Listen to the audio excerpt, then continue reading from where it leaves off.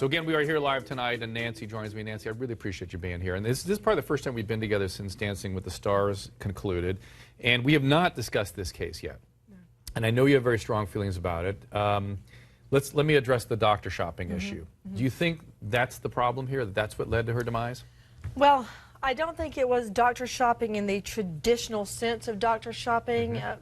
I'm hearing reports that the prescription medication in her hotel room, in her body, had her name on it. She was not using aliases to try to get pills from a lot of doctors in a lot of jurisdictions. She was using her name. That doesn't mean she was using multiple doctors to get doctors to get multiple prescriptions, which boils down to the same result. The same result. And this is my point. See, I do not believe she was doctor shopping, and you've concluded she's not doctor shopping.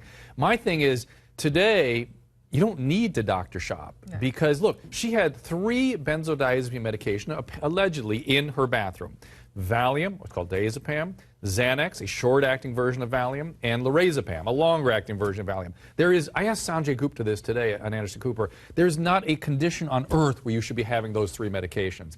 And I'm of the opinion that no addict should ever be given any one of those ever. So don't we have a big problem here with 1,500, 100 people a day dying of prescription drug abuse? I mean, don't you see this as a big problem, as I do? Yes, I see it as a huge problem.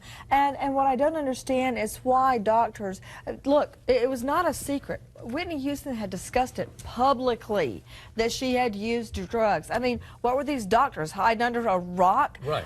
To give her this, and it can stem into investigations like Michael Jackson, like Anna Nicole Smith. Do you think it's going to? Do you think it should? How about that? It depends on what the toxicology reports reveal. Well, hang on a second. We have now reports. Don Lemon's going to come on the show a little bit later, in fact, after you have to leave, and he's going to tell us this latest report where she was seen consuming quite a bit of alcohol. And if you consume that alcohol... Well, headline for you, that's not a felony, all right? No, none of it's a felony. See, you're looking through the legal prism. I'm looking through the addiction prism, which is that woman's life is in danger. Not only is she in danger just because she is drinking, because she's a chronic drug addict, failed treatment 3 times, treated just last May, should not be exposed to alcohol. If seen drinking, should be hauled back into treatment. I mean, if possible.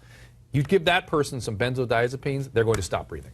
Yeah, and the reality is that the natural reaction of you or I, if we went underwater, we would choke breathing it in and jump out of the water. But she couldn't. Right. Why is the question. But the reality is, I took a lot of heat for talking about an investigation was coming down. Well, it is. It's the truth. We were right on Monday night when we said that.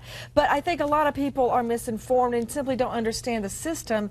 When you go to the coroner's office or the medical examiner's office, an autopsy is performed because they don't know what happened. It's got to be natural cause, accident, or so foul play. It's funny, you both of us brought in the death certificate. Here it is. So, yes, they're investigating. It says deferred. Deferred meaning that there was nothing at the autopsy that showed cause of death. Such as heart attack or drowning, organ failure. Or aneurysm or stroke or anything. So it means, and so I'm just going to add the score up. I guess you and I were criticized on The View this morning or yesterday morning or something. For jumping to conclusions? Is that what they were arguing with us about? I don't know. I don't either. I was working at that time. I didn't get to watch The View. Pow. Message received.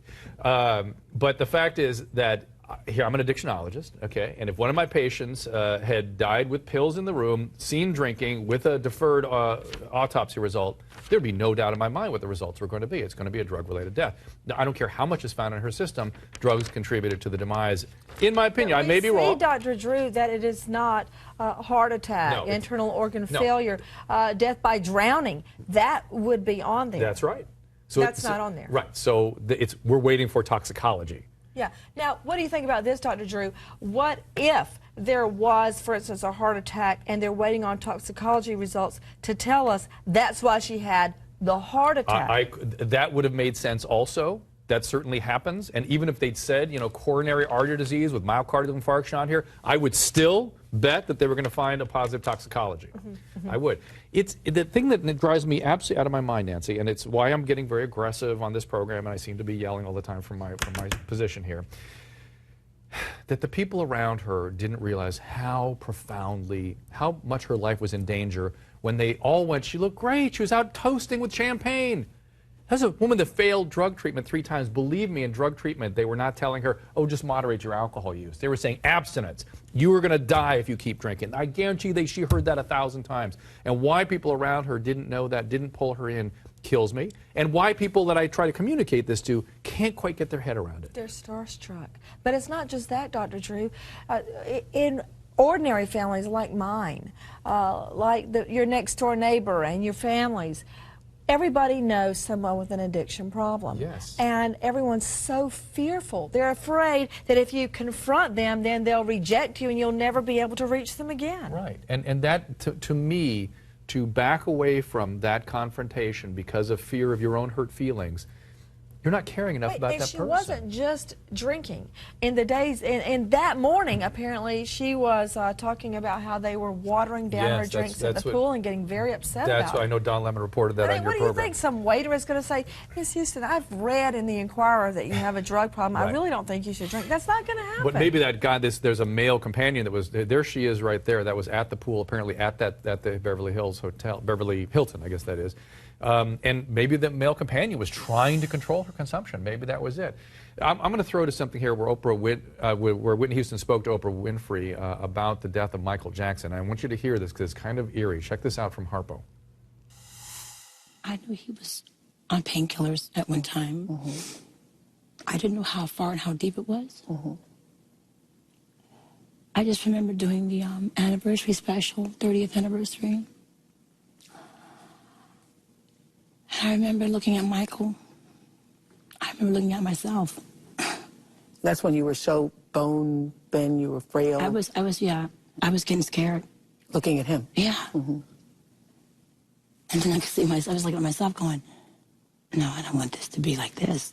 This can't happen, not both of us and Mike. Mm-hmm. I mean, there was other things that we shared. Mm-hmm. But you were doing your own drugs at the time, right? Yeah. That's why you were so thin, right? Yeah, but yeah. I mean, but there was things that were happening emotionally to me. Yeah. I was worried. For him? Yeah, I was worried. I was worried for me. It was a marriage thing. There was a lot of things that were going on. Mike and I were very close. This just, Nancy, is so sad. I want people to know that, to my eye, is a sober Whitney Houston. Think how different that is from what you saw, the pictures of her out before the Grammys. It just breaks my heart. Well, it does. I was about to say it's heartbreaking, and you're looking for the right word. And when you're faced with this, you want to do something in your way. I want to do something in my way, which is find out the truth. I want to find out what doctors prescribed those drugs for her. Was it the same doctor? Yep. Was somebody laying out her pills for you? Know those people have those pill things, the they pill set them containers. out, or somebody gives Who was that? I'm with you. Find out. All right, Nancy, I will keep very close touch with you about this because I want to know too, because how else are we going to stop this if we don't make an example? I thought Conrad Murray would get through. I thought maybe that would change the trend a little bit. Clearly not. How many more? How many more people are we going to have to lose? How many more treasures are going to be taken from us?